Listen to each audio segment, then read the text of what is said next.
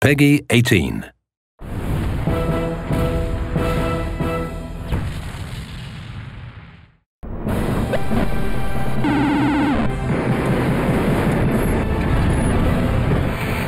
are turning into monsters!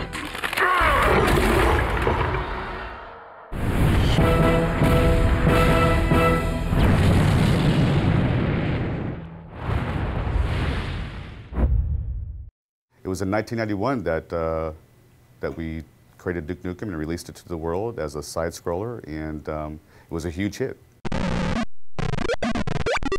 Our inspiration back then was comic books because we always felt like if you focus on the character, there's no end of stories.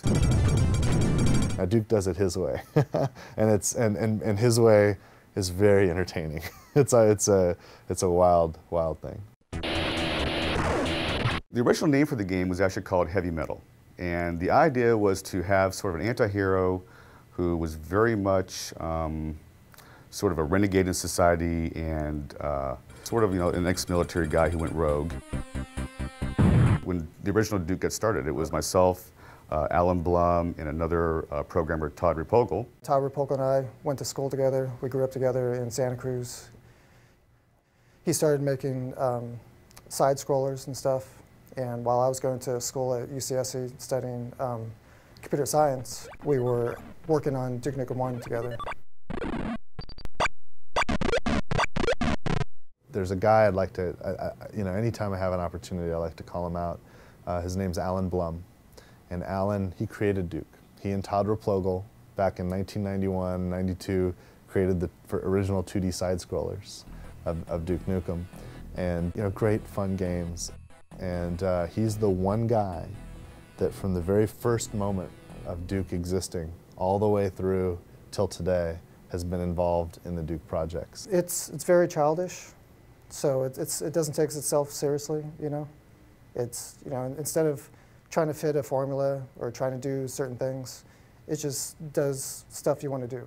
Duke Nukem has always been about the character, and we were focused on that at the beginning. It was difficult to bring it out with the side-scrolling, simple technology in which we couldn't have voice work and so on. Actually, the voice started with Duke Nukem 2. At the opening cinematic, he says, "I'm back." Todd Repogel, the original Duke Nukem programmer, came to me and just asked about doing a voice because he wanted Duke Nukem to sound like, at least then anyway, sounded like a cross between McBain and Arnold Schwarzenegger. Those were my instructions, and I just said 2 words. I said, "I'm back." I am back.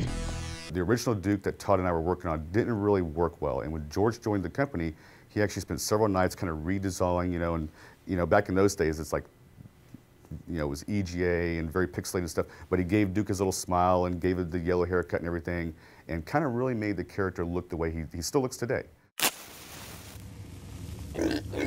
What?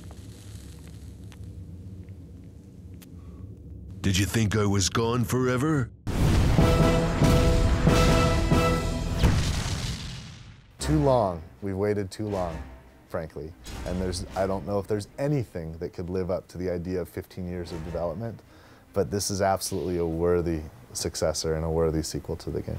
I think that this is what fans have wanted to come out, and it's finally come out. I can't be more excited. If you're a Duke fan, and especially you're one of the fans that hang out on the 3D Realms forums for all that time, refusing to give up, refusing to, give in to the naysayers or whatnot, you're going to have a blast with this because it is a hell of a lot of fun.